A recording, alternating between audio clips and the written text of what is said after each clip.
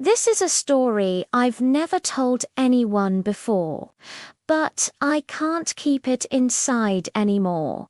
So today I'm sharing it here. Welcome to OffTheRecordly, a place where forgotten stories, ancient mysteries, and hidden truths finally find a voice. Once upon a time, in the northwest of what is now Turkey, there was a small but sacred city, Nicaea, a place where empires rose, religions transformed, and the foundations of belief were debated by leaders who shaped the world as we know it. From ancient times, many civilizations passed through these lands. But among all the structures that once stood proudly here, one held a special mystery, the Basilica of St. Neophytos. This basilica was not just a building, it was a witness, a silent observer of the earliest years of Christianity, a place where faith was defined, questioned, and strengthened during the First Council of Nicaea in the year 325. But time has its own way of burying stories. Earthquakes shook the region. The ground cracked, and slowly the waters of Lake İznik began to rise. The basilica sank deeper and deeper, until it disappeared entirely beneath the surface. For centuries, no one knew it was there. Maps forgot it. People forgot it. Even history forgot it. But sometimes, nature reveals what time tries to hide. In 2014, when the water levels fell and drone imagery captured the lake from above, something unexpected appeared, a perfect outline. A shadow, a structure beneath the water, stone walls, columns, apses, fragments of a world frozen in time. Archaeologists rushed to the site. From 2015 onward, divers, historians, and researchers worked carefully along the lakebed. What they uncovered was astonishing. A three-nave basilica, perfectly preserved. Mosaic floors that still carried the memories of worship. Stone sarcophagi, and a total of 37 graves, bones that belonged not to royalty, but to ordinary people of the early Christian community. Mothers, fathers, and, heartbreakingly, children. Among the graves, they found something even more striking. The bones of a mother and her child, buried together. A rare and emotional discovery that deepened the mystery of this sacred site. But the story does not end there. Inside the basilica, archaeologists found special rooms designed for baptisms. This detail told them something important. This was not an ordinary church. This was a place of transformation.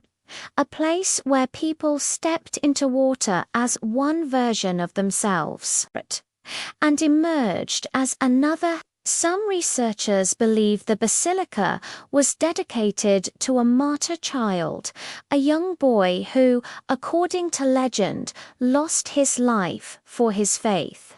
His grave, they say, was once kept here, but later moved and eventually lost.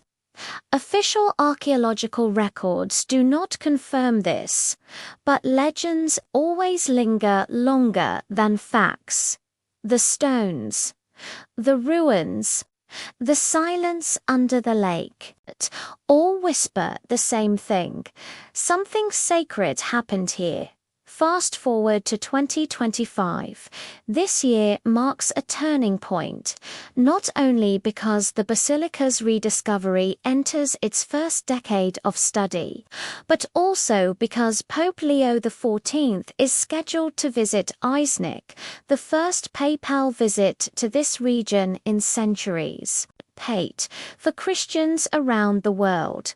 Iznik is not just a city. It is a memory, a birthplace of doctrine, a meeting place of ancient leaders and modern believers. Republics, religions, and cultures converge here, bridging the past and the present into one continuous story. But our journey does not end in Iznik now. We travel deeper into Anatolia to Akbat, to a rock-carved sacred structure known to some as St. Mama's and to others as Kamaz Baba. This place carries a dual identity. For Christians, it is the shrine of St. Mama's, a shepherd, a protector, a symbol of innocence and courage.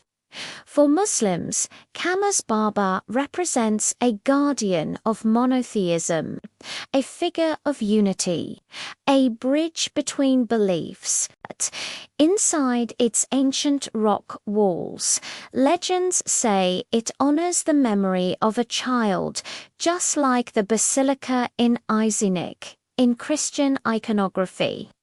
St. Mama's is often depicted with a lion by his side and a child in his arms. The lion symbolizes power, the child purity. Together, they form a story that blends strength with vulnerability, a story that echoes through centuries. Imagine it, a rock church, a lion, a little child. St. Mama's standing silently at the crossroads of two religions. A shared symbol, a shared story. Two ancient sites, hundreds of kilometers apart, yet somehow connected through memory, myth, and mystery.